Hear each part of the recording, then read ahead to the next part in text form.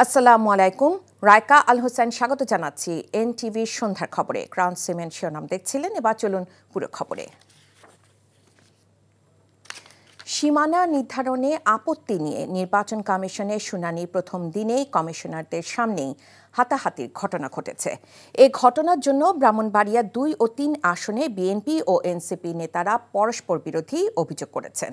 এদিকে প্রধান নির্বাচন কমিশনার এএমএম নাসির উদ্দিন বলেছেন, পেশাদারিত্বের সঙ্গে ও নিরপেক্ষভাবে তারা কাজ করে যাচ্ছেন। নিয়ামুল আজিজ সাদেকের রিপোর্ট। প্রথম দিনের মতো শুনানিতে 18টি আসনের আপত্তিকারীদের বক্তব্য শুনছিলেন প্রধান নির্বাচন কমিশনারের নেতৃত্বে কমিশনারগণ। আপনারা যদি একই বিষয়ে যদি একাধিক ব্যক্তি এসে থাকেন তাহলে একজন বললে তাহলে সুবিধা হবে, আমাদের সময় মেনটেন করতে পারবো। এ সময় ব্রাহ্মণবাড়িয়া 2 আসনের বর্তমান সীমানা ঠিক রাখার পক্ষে বক্তব্য দিতে ওঠেন বিএনপি নেত্রী রুমিন ফারহানা। হট্টগোল ও হাতাহাতির ঘটনা ঘটে বেশ কিছুক্ষণ সময়। কমিশন কর্মকর্তাদের হস্তক্ষেপে এই ঘটনা থামে। সাংবাদিকদের বিএনপির আন্তর্জাতিক বিষয়ক সম্পাদক অভিযোগ করেন, অপরিচিত ব্যক্তি তাকে ধাক্কা দিলে তার অনুসারীদের সাথে হাতাহাতির ঘটনা ঘটে। ব্রাহ্মণবাড়িয়া 3-এ যিনি প্রার্থী, তিনি তার সদল বলে 20-25 জন মিলে গুন্ডা পান্ডার মতন তারা সেখানে আচার আচরণ করলেন। যেই বিএনপির নেতা কর্মীদের জন্য গত 15 বছর লড়াই করলাম, তারা আমাকে এখন ধাক্কা দেয়। তো ঠিক আছে, ধাক্কার বদলে তো ধাক্কা আসবেই, তাই না? সেটাই হয়েছে। এনসিপির সিনিয়র যুগ্ম সমন্বয়ক মোহাম্মদ আতাউল্লাহ বলেন, সীমানা নিয়ে আপত্তির জেরে তাকে হেনস্থা করা হয়েছে। আজকে প্রধান নির্বাচন কমিশনের সামনে আমাকে যেভাবে পায়ের নিচে লাথি মারা হয়েছে, আমাকে যেভাবে পিটিয়ে আহত হয়েছে, আমার জামা কাপড় ছিঁড়ছে, এখানে সবাই দেখেছে। আপনারা, আমি বলতে চাই, এই বাংলাদেশের জন্য আমরা জীবন দেই নাই, রক্ত দিই নাই। পরে এই বিষয়ে ইসির কাছে আনুষ্ঠানিকভাবে অভিযোগ দেয় এনসিপি। দলটির দক্ষিণাঞ্চলের মুখ্য সংগঠক হাসনাত আব্দুল্লাহ এই ঘটনার জন্য রুমিন ফারহানাকে দায়ী করেন। আমরা যদি রুমিন ফারহানার কথাই ধরে নেই, নিজ দলের মধ্যে এখনো পর্যন্ত কমান্ড নিশ্চিত করা হয়নি। মানে বিএনপির নেতা কর্মীরা উনার কথা মতেই উনাকে সেখানে হচ্ছে ধাক্কা মেরে ফেলে দেন। এটা খুবই শ্রেয়। আমরা বলবো যে বিএনপি এত বড় একটা সংগঠন, সেই সংগঠনের আমরা চাই সংগঠনের শৃঙ্খলা ফিরে আসুক এবং সেন্ট্রাল কমান্ড সেখানে। কুমিল্লা, চাঁদপুর, ব্রাহ্মণবাড়িয়া, লক্ষ্মীপুর, নোয়াখালী সহ 6টি জেলার 811টি পক্ষে বিপক্ষে দাবি ও আপত্তির শুনানি শেষ হয় এদিন। Niamul Aziz Sadek, NTV news. ৭১-এর মুক্তিযুদ্ধ বিষয়টি নিয়ে 2 বার সমাধান হয়েছে। ঢাকা সফররত পাকিস্তানের পররাষ্ট্রমন্ত্রী ইসাক দারের এই বক্তব্যের সাথে বাংলাদেশ একমত নয় বলে জানিয়েছেন পররাষ্ট্র উপদেষ্টা মোহাম্মদ তৌহিদ হোসেন। তিনি বলেন, বাংলাদেশ চায় ৭১-এ গণহত্যার জন্য পাকিস্তান ক্ষমা চাক। দুপুরে বাংলাদেশ ও পাকিস্তানের পররাষ্ট্রমন্ত্রী পর্যায়ের বৈঠকের পর একথা বলেন তিনি। এর আগে দুদেশের মধ্যে অফিসিয়াল ও কূটনৈতিক পাসপোর্টধারীদের ভিসা অব্যাহতি সহ একটি চুক্তি এবং 5টি সমঝোতা স্মারক সই হয়েছে। তামজিদ সুমনের রিপোর্ট। বাংলাদেশ ও পাকিস্তানের মধ্যে পররাষ্ট্রমন্ত্রী পর্যায়ের বৈঠকে 5টি সমঝোতা স্মারক ও একটি চুক্তি সম্পন্ন হয়েছে। রোববার সকালে রাজধানীর একটি হোটেলে এসব চুক্তি সই হয়। অফিসিয়াল ও কূটনৈতিক পাসপোর্টধারীদের ভিসা অব্যাহতির বিষয়ে চুক্তিতে সম্মত হয় দুদেশের সরকার। বাসস এপিপির মধ্যে তথ্য বিনিময় ও বাণিজ্যিক ওয়ার্কিং গ্রুপ সহ মোট 5টি বিষয়ে সমঝোতা হয় বৈঠকে। বৈঠক শেষে সাংবাদিকরা 1971 সালে মুক্তিযুদ্ধের অমীমাংসিত ইস্যুর বিষয়ে জানতে চাইলে পাকিস্তানের পররাষ্ট্রমন্ত্রী ইসহাক দার বলেন, 1974 সালে ত্রিপক্ষীয় চুক্তি ও 2002 সালে পারভেজ মোশাররফের সফরে দুঃখ প্রকাশের মধ্য দিয়ে বিষয়টি 2 বার সমাধান হয়েছে। 1971-এর মুক্তিযুদ্ধ ইস্যুতে 1974 সালে একবার এবং পারভেজ মোশাররফ প্রেসিডেন্ট থাকা অবস্থায় আরও একবার সমাধান হয়েছে। এ বিষয়ে বাংলাদেশিদের হৃদয় পরিষ্কার করে সামনে এগিয়ে যেতে পারলে দুদেশের অমীমাংসিত বিষয়গুলোর সমাধানের দিকে এগিয়ে যাওয়া যাবে। বাংলাদেশ পাকিস্তান পারস্পরিক সহযোগিতার মাধ্যমে আরও এগিয়ে যাবে। পাক পররাষ্ট্রমন্ত্রীর এমন দাবির পর সাংবাদিকদের প্রশ্নের জবাবে পররাষ্ট্র উপদেষ্টা বলেন, তার এই বক্তব্যের সাথে একমত নয় বাংলাদেশ। বলেন, বাংলাদেশ চায় নিঃশর্ত ক্ষমা চাইবে পাকিস্তান। আমি অবশ্যই একমত না। বাংলাদেশের অবস্থান খুব পরিষ্কার। আমরা চাই যে হিসাবপত্র হোক এবং আমাদের এই যেটা যে টাকা পয়সার যে ব্যাপার সেটা সমাধান হোক। আমরা চাই যে এই যে এখানে গণহত্যা হয়েছে সেটার ব্যাপারে তারা দুঃখ প্রকাশ করুক, মাপ চাক। আজকে বড় মানুষগুলি আছে তাদেরকে তারা ফেরত দেয়। উপদেষ্টা বলেন, গত সরকারের আমলে পাকিস্তানের সাথে বাংলাদেশের সম্পর্ক ইচ্ছাকৃতভাবে পিছিয়ে রাখা হয়েছে।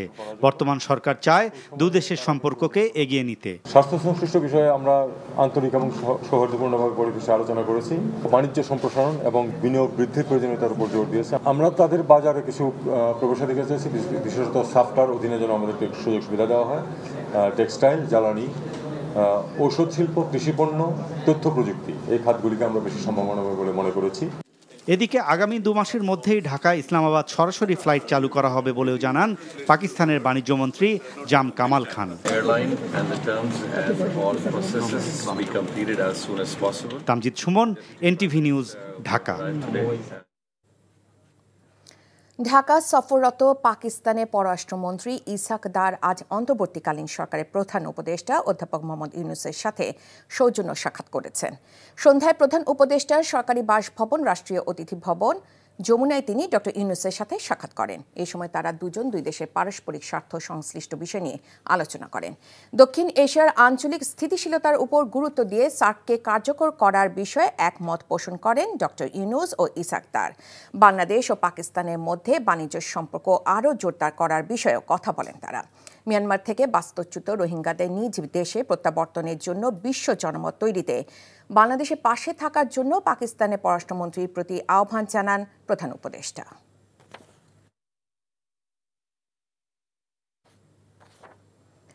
বিএনপি চেয়ারপারসন বেগম খালেদা জিয়ার সাথে সাক্ষাৎ করতে তার গুলশানের বাসায় গেছেন পাক পররাষ্ট্রমন্ত্রী ইসাক দার। সেখানে আছেন স্পেশাল করেসপন্ডেন্ট হাসান মাহমুদ। সরাসরি সেখানে যাচ্ছি। হাসান, আলোচনা বিষয়বস্তু সম্পর্কে কিছু কি জানতে পেরেছেন? আমাদের জানান।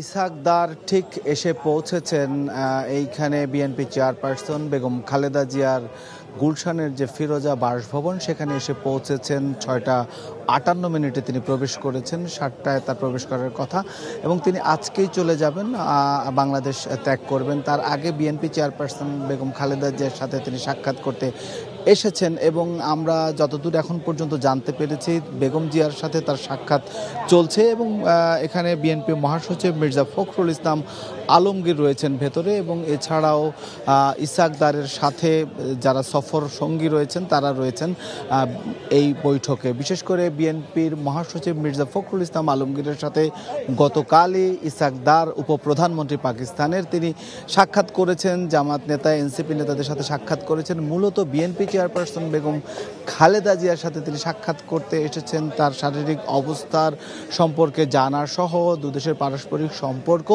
উন্নয়ন এবং বিশেষ করে সবচেয়ে সৌজন্য যে সাক্ষাৎ, বেগম খালেদা জিয়া দীর্ঘদিন ধরেই অসুস্থ এবং তিনি বিভিন্ন জটিল রোগে ভুগছেন এবং সব মিলিয়ে পাকিস্তানের সাথে যে সম্পর্ক 13 বছর পর আপনি জানেন যে ইসাক দার বাংলাদেশে অর্থাৎ কোনো পররাষ্ট্রমন্ত্রী পাকিস্তানের বাংলাদেশ সফর করছেন। সেই সফরের অংশ হিসেবে বিএনপি চেয়ারপারসনের শারীরিক খোঁজখবরের পাশাপাশি দুদেশের বিগত সময়ের বেগম খালেদা জিয়া একজন সাবেক প্রধানমন্ত্রী এবং সেই অর্থে বেগম খালেদা জিয়ার সাথে দ্বিপাক্ষিক বহু আলোচনাও হতে পারে। মূলত যে আলোচনাটি হচ্ছে সেটি হচ্ছে যে বেগম খালেদা জিয়ার সাথে সৌজন্য সাক্ষাৎ করতে এসেছেন ইসাক দার এবং সেই সৌজন্য সাক্ষাৎটি এই মুহূর্তে চলছে ফিরোজায়। এর আগেও বিএনপি মহাসচিবের সাথে সৌজন্য সাক্ষাৎ করেছেন, আগেই বলছি। তো সব মিলিয়ে হয়তো বা সভাটি শেষ হলে আমাদেরকে ব্রিফিং করে জানানো হবে যে সবাই কি আলোচনা হয়েছে। ঢাকা বিশ্ববিদ্যালয় কেন্দ্রীয় ছাত্র সংসদ ডাকসু নির্বাচনে সাইবার বুলিং ঠেকাতে বিশ্ববিদ্যালয়ের শিক্ষার্থীদের কয়েকটি ফেসবুক গ্রুপ ও পেজ বন্ধ করতে বিটিআরসিকে অনুরোধ করেছে বিশ্ববিদ্যালয় প্রশাসন। এদিকে আচরণবিধি লঙ্ঘনের পাল্টাপাল্টি অভিযোগ করেছে বিভিন্ন প্যানেলের প্রার্থীরা। নূর হোসেনের রিপোর্ট। ঢাকা বিশ্ববিদ্যালয় কেন্দ্রীয় ছাত্র সংসদ ডাকসু হল সংসদ নির্বাচনের আনুষ্ঠানিক প্রচারণার আগেই ক্যাম্পাস জুড়ে বইছে নির্বাচনী হাওয়া। ক্যাম্পাসের বিভিন্ন স্থানে শিক্ষার্থীদের সঙ্গে কুশল বিনিময় করছেন বিভিন্ন প্যানেলের প্রার্থীরা। নির্বাচনের পরিবেশ ও প্রশাসনের নিরপেক্ষতা নিয়ে পাল্টাপাল্টি অভিযোগ তাদের। কোনো একটি ছাত্র সংগঠনকে আপনারা স্পেশাল ফেভার দিচ্ছেন, বরং আপনাদের দায়িত্ব হবে লেভেল প্লেইং ফিল্ড ইনশিওর করা।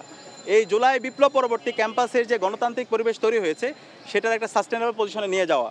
এবং সেই স্বাধীনতা সংগ্রাম এবং স্বাধীনতার আইডিওলজিকে যারা ধারণ করে না তাদেরকে নির্বাচনী প্রক্রিয়ায় অংশগ্রহণ করানোর মধ্য দিয়ে প্রথমেই ঢাকা বিশ্ববিদ্যালয় প্রশাসন পক্ষপাতিত্ব করেছে। এদিকে ডাকসুর চিফ রিটার্নিং কর্মকর্তা বলছেন, আচরণবিধি লঙ্ঘনের অভিযোগ পেলেই ব্যবস্থা নেওয়া হচ্ছে। শিক্ষার্থী সংসদ 1, 2 আরো নাম না জানা অজানা অনেক কিছু আছে। আমরা প্রশাসনকে লিখছি যে এগুলো বন্ধ করার জন্য ব্যবস্থা করা হোক। ক্যাম্পাসে রঙিন বিলবোর্ড দিয়ে ছড়িয়ে দেওয়া হয়েছে। আমরা কালকে শোনার সাথে সাথে আমাদের প্রক্টর অফিস, স্টেট অফিসের মাধ্যমে আমরা সেটা ব্যবস্থা করেছি। এদিকে মনোনয়নপত্র পুনর্বিবেচনার আবেদন করা 34 শিক্ষার্থী প্রার্থিতা ফিরে পাচ্ছেন বলে জানিয়েছেন নির্বাচন কমিশনার। নূর হোসেন, এনটিভি নিউজ, ঢাকা। নবায়নযোগ্য জ্বালানির লক্ষ্য পূরণে 2040 সালের মধ্যে $4,200 কোটি প্রয়োজন হলেও সেই লক্ষ্য পূরণে অনেকখানি পিছিয়ে সরকার, এমন তথ্য জানিয়েছে বেসরকারি গবেষণা সংস্থা সিপিডি। দুপুরে রাজধানীর মহাখালী ব্র্যাক সেন্টারে আয়োজিত আলোচনা সভায় সংস্থাটি জানায়, বর্তমানে নবায়নযোগ্য জ্বালানি ব্যবহার হচ্ছে মোটে চাহিদার মাত্র 3.6%। 2030 সালের মধ্যে যা হবে 20% এবং 2040 সালে 30%। সিপিডির গবেষকরা জানান, নবায়নযোগ্য জ্বালানির এমন উচ্চাভিলাষী লক্ষ্যের বিপরীতে বাস্তবায়নের চিত্র হতাশাজনক। এই ছিল সন্ধ্যার খবরে। এই খবরে ভিডিও সহ আপডেট জানতে ভিজিট করুন এনটিভি অনলাইন www.ntvbd.com। এছাড়াও এনটিভির জনপ্রিয় সব অনুষ্ঠান ও খবরের আপডেট জানতে ভিজিট করুন আমাদের ইউটিউব ভেরিফাইড ফেসবুক পেজ। রাত 10:30 রাতের খবর দেখার আমন্ত্রণ জানিয়ে বিদায় নিচ্ছি। এতক্ষণ সাথে থাকার জন্য সবাইকে ধন্যবাদ।